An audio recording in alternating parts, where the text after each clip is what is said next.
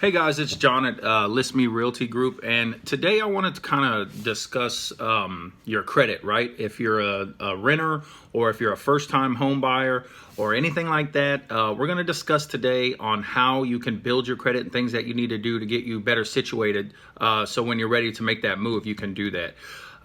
So not all of us are in the 580 range, and excuse me guys, I'm looking at my talking points too, so I don't forget anything when I'm explaining this. But anyway, not all of us are in the 580 range just yet, so I kind of want to explain how to build your credit to get you to where you need to be. This goes for renters, first-time home buyers, and especially for renters, why rent if you're just going to make your landlord rich instead of building equity in your own home? So let's get you in your own home, okay? So this is kind of like a guideline to how you could build your credit, right? So my goal is to educate people that don't typically know how to build credit, because it's actually a lot easier than most people think. And it's as simple as a few lifestyle changes and being a little more disciplined with your spending, okay? So once again, excuse me if I'm looking at the computer and not at the camera. So let's get started, right? So what is a good credit score in America, right? Exceptional is 800 to 850, right? Only 21% of Americans have that. Very good, 740 to 799. 25% of Americans have that. Good credit is 670 to 739. 21% of America has that. Fair, 580 to 669. 17%.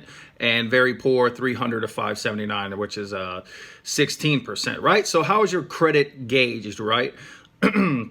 So these are the five main categories that determine your credit score. Payment history accounts for 35% of your credit score. Amounts owed, 30%. Length of credit history, 15%. New credit, 10%. And types of credit is also 10%. So first, building your credit, you got to know what your credit score is, right? So if I were you, I would get on like Credit Karma or some other platform like that will give you all this free information. I'm on Credit Karma and I check that thing religiously. So if I were you, I would get on that, get your credit report. That way we can determine, which direction you need to do and the steps you need to take to get your credit score up, right? So once you have all that, go through it, see if there's anything on there that's inaccurate. If there is, then you'll need to dispute it. You have to dispute things that are on there that, you're not at fault for, right? So call them, write them, do whatever you need to do and get that account taken off if it's inaccurate, okay? If you have closed accounts on there, then get them open back up. Write them, call them, tell them you're going to make some payments. Keep that open and make us, whatever payment. After all, they just want some money, right? Just send them something. Keep that account open so it doesn't go down as a derogatory comment on your credit, because that's ultimately going to lower your score a lot. So make sure you dispute any inaccuracies on there. Make sure to keep any accounts open and make small payments on them so you're not listed in the derogatory comment section, right? That's what really impacts your credit score, right? So other things that we can do is pay down your balances, right? Credit card utilization, or how much of your total credit line you're actually using accounts for nearly 1/3 of your credit score. You can improve your credit score rate by lowering your balances or asking for a credit line increase.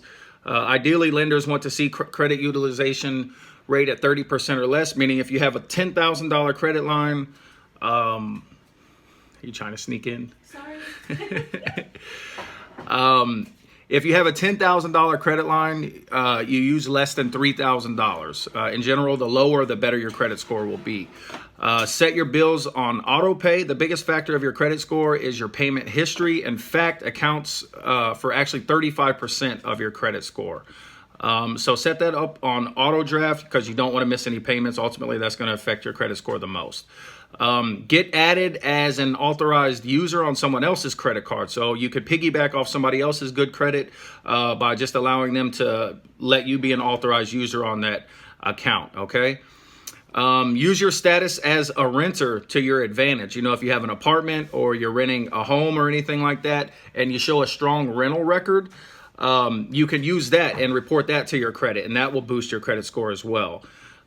Get a secured credit card. If you aren't able to get approved for a traditional credit card, a secured credit card in which you put down a deposit or collateral, then you borrow against that, and that's a good way to show that you're responsible with your credit. And eventually you can get that in an unsecured card. Avoid new debt. New inquiries on your credit report also affect your credit score. So keep from applying for too many new loans, okay? Pay down your balances. That's really important. You know, if you have extra money or anything like that, pay down your balances and get your credit card utilization down. And, you know, it's important to remember that building credit takes time. Building good credit is actually, you know, it's a gradual process. And it takes a little bit of time for the negative information to disappear from your credit report. So just set your goals, be realistic about your goals and your budget, and start paying everything off and get a head start on this, knowing that you're going to make these moves in the coming months, years, or whatever. So let's get going on building your credit. You know, and if you're a renter, like I said, stop making your landlord rich and start building equity in your own home.